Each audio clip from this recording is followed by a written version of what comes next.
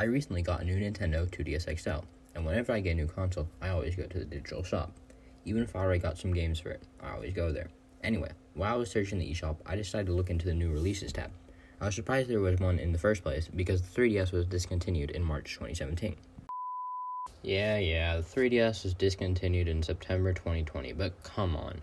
We all saw the writing on the wall that when the Switch was released, the 3DS would be discontinued. I was surprised to see some games that were released in 2020. Some were after it was formally discontinued, but those don't concern us today. The one that does was released a little before it was discontinued, on August 6, 2020. The game we are talking about is Escape from Forest. When I first saw the game, I thought I had seen it before. I watched a video on Gemini Home Entertainment, and it looked pretty similar to their game's art style. At first I thought it was their game, but looking closer, I knew it wasn't their game. But I thought it looked interesting, and it was only $1. I decided I didn't necessarily want a blind playthrough on a horror game, so I looked it up. That's when things got weird. There's barely anything about it online. There were some things like the Nintendo selling page and game review pages where users can submit reviews, but on those pages I couldn't actually find a review.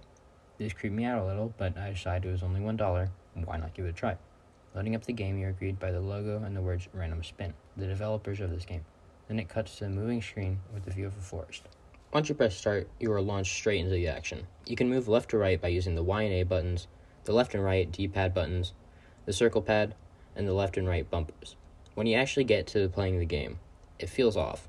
The main point of the game is running and dodging trees to rack up your score, but it feels like there has to be way more to this game. It feels like there's something hidden. Because of this, I decided I want to look into the game.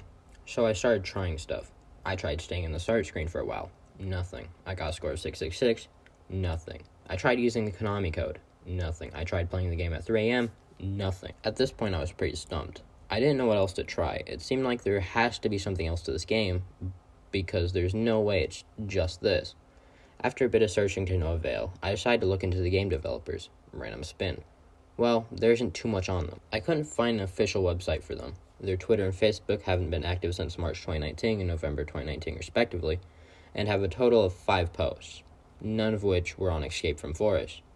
The next place I looked was their Twitter followers, and who they are following. No one in particular stands out. Again, a dead end. I also found a True Trophies count, which is a website that counts trophies and levels for PlayStation games.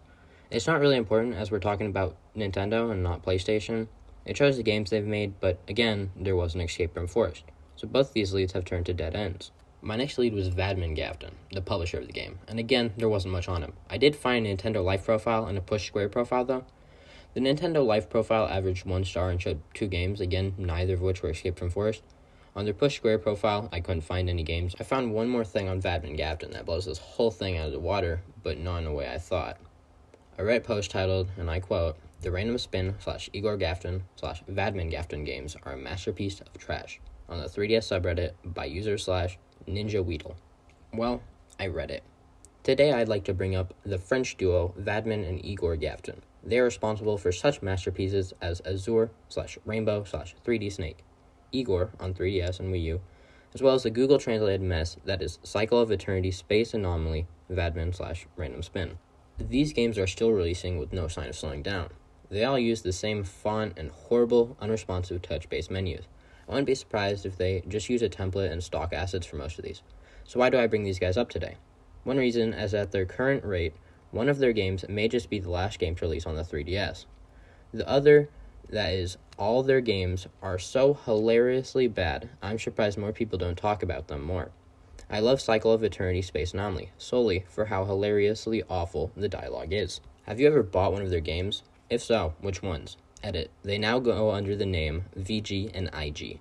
This kind of felt like a sucker punch. I was hoping for some creepy mystery that I was the first to find, but looking through the Reddit post, it just looks like a creepy looking game with no hidden secrets. Honestly, even if there were no hidden secrets, I did have fun with the game. I may even check out their other games as they seem pretty cheap as well.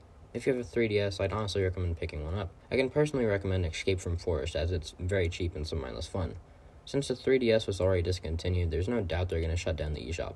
We'll probably get a warning like with the Wii, but just in case, maybe pick one up. They're neat little games and they may not be archived and will not stick around forever.